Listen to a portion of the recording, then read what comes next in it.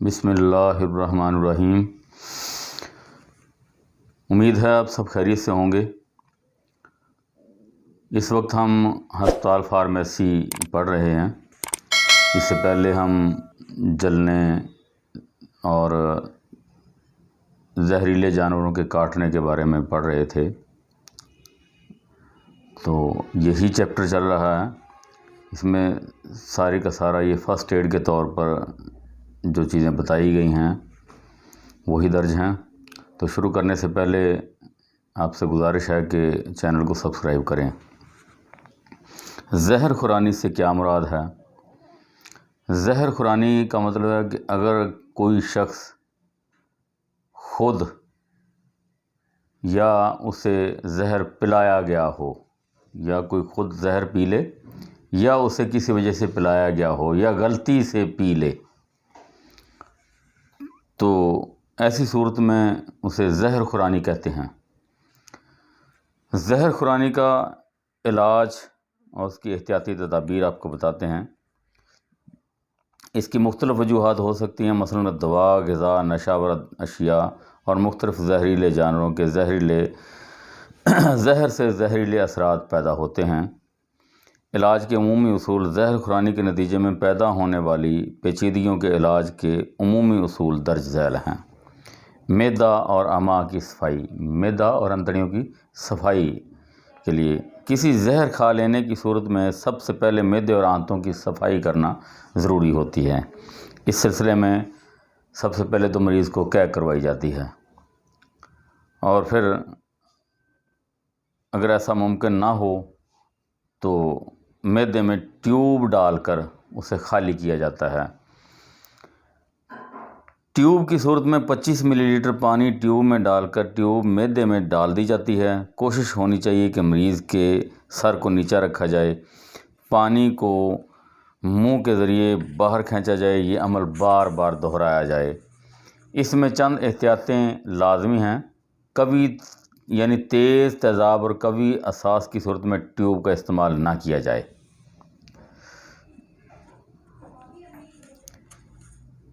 کیونکہ اس کے گلنے کا امکان زیادہ ہوتا ہے۔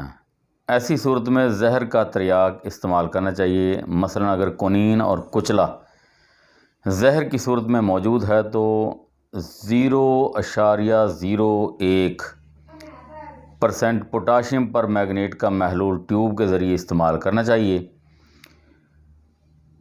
معدہ اور امعاء کی صفائی کے لیے قے آور ادویات کا استعمال بھی کیا جاتا ہے۔ بہترین قے آور ادویات میں آپی کیکو اہنا کا شربت ہے، جو نیم گرم پانی سے استعمال کروانا چاہیے۔ ایمرجنسی کی صورت میں جب کوئی قے آور شے دستیاب نہ ہو تو حلق میں انگلی ڈال کر بھی قے کروائی جا سکتی ہے۔ دست نہ آنے کی صورت میں دست آور ادویات استعمال کروائی جائیں۔ تریاک، زائل کنندہ یا اینٹی ڈوٹ کا استعمال: ہر زہر کا تریاک موجود ہے۔ مثلا الکلی نما جیسے کچلا، کونین وغیرہ کی صورت میں 0.01% پوٹاشیم پر مینگنیٹ، جسے پنکی کہتے ہیں، کا محلول نیم گرم پانی کے ساتھ استعمال کروایا جاتا ہے۔ بھاری دانتوں کی تریاک کے لیے دودھ یا انڈے کی سفیدی مفید ہے۔ یعنی دانتوں کی وجہ سے اگر کوئی زہریلے اثرات پیدا ہو جائیں تو اسے دودھ یا انڈے کی سفیدی کے ذریعے اس کا اینٹی ڈوٹ ہوتا ہے یا اس کا تریاک کیا جا سکتا ہے۔ اینٹی ڈوٹ اگر فوری طور پر مہیا نہ ہو تو آمل چارکول کو پانی میں ملا کر استعمال کروایا جائے تو مفید نتائج حاصل ہوتے ہیں، کیونکہ یہ معدہ میں جا کر اس زہر کو جذب کر لیتا ہے، اپنے اندر سما لیتا ہے اور پھیلنے نہیں دیتا، خون میں شامل ہونے سے روکتا ہے۔ اس لیے زہر خورانی میں خاص طور پر اس کا استعمال بہت مفید ہے، بہت فائدہ مند ہے۔ یہ پوٹاشیم پر مینگنیٹ اور آمل چارکول، یہ دونوں اس میں استعمال ملا کر بھی استعمال کی جاتی ہیں، یہ اور اکیلی بھی استعمال ہو سکتی ہیں۔ یہ زہر کو جذب کر لیتی ہیں اور یہ پھیلنے نہیں دیتی۔ اگر زہر خون میں یا جلد میں جذب ہو جائے تو پھر اس کا خارج کرنا بہت مشکل ہو جاتا ہے، اور ایسی صورت میں مریض کو فوری طور پر ڈاکٹر کے پاس لے جایا جائے۔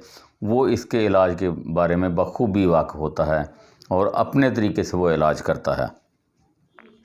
ایمرجنسی ابتدائی طبی امداد، اگر زہر کا علم نہ ہو تو اس کے لیے چارکول، ٹینک ایسڈ اور ملک آف میگنیشیا ہر 2:1 کی تناسب سے تیار کر کے مریض کو استعمال کروایا جاتا ہے۔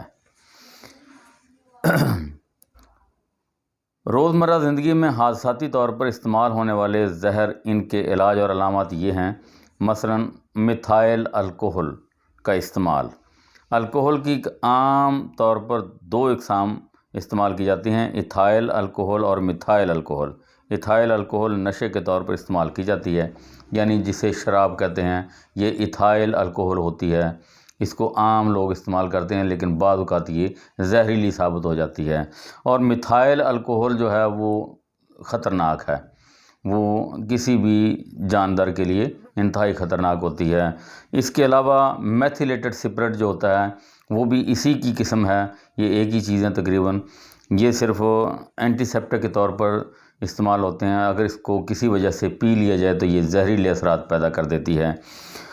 تو اس کے استعمال کے بعد جو علامات ظاہر ہوتی ہیں، سر درد، آنکھوں میں درد، درجہ حرارت کم ہو جانا، معدے اور پیٹ میں شدید درد، بلڈ پریشر کم ہو جاتا ہے، اور آنکھوں کا سرخ ہو جانا اور پتلیوں کا پھیل جانا۔ اس کا علاج یہ ہے کہ کئے آور ادویات دیں۔ معدے کی صفائی فوراً ہونا ضروری ہے۔ معدے کو سوڈیم بائی کاربونیٹ سے دھونا چاہیے۔ مریض کا پہلو بار بار تبدیل کریں، اس طرح اس کا علاج ممکن ہے، ورنہ یہ پینے کے بعد زہریلے اثرات پیدا کرتی ہے۔ تیزاب یا اساس، تیز تیزاب یا تیز اساس جلا دیتی ہیں۔ اگر کسی وجہ سے مختلف قسم کے تیزاب اور اساس استعمال ہو جائیں، پی لیے جائیں یا انسانی جسم پر ڈال دیے جائیں یا ڈالے جائیں،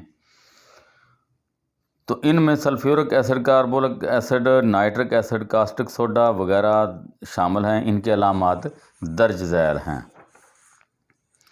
منہ اور حلق کی ممبرین کا جل جانا، پیاس کی شدت، متلی قے دست، مشکل اور گہری تنفس، منہ سے آنتوں تک تمام نظام شدید جلن کی کیفیت پیدا ہو جاتی ہے۔ معدہ کو فوری ٹیوب یا کئے آور دوا کے ذریعے خالی کرنا چاہیے۔ تیز تیزاب کے معاملے میں ٹیوب استعمال نہیں کرنی چاہیے، کیونکہ اس کے گلنے کا خطرہ ہوتا ہے۔ اس صورت میں ملک آف میگنیشیم انڈے کی سفیدی دیں۔ کاسٹک یا الکلی کے معاملے میں ہلکے قسم کا تیزاب استعمال کریں، مثلاً سرکہ، لیموں یا سنگترے کا جوس۔ درد کی صورت میں مارفن کا انجیکشن سکون آور ہوتا ہے۔ Carbon monoxide, automobile اخراجی گیس، ایسیٹائل کولین اور کول گیس وغیرہ۔ علامات سر میں شدید درد، غنودگی، کمزوری، قے، عضلات میں تشنج، سانس کی رفتار کم ہونا، آنکھ کی پتلی پھیل جانا، بے ہوشی، کانوں میں شور سنائی دینا، یہ اس کی علامات ہیں۔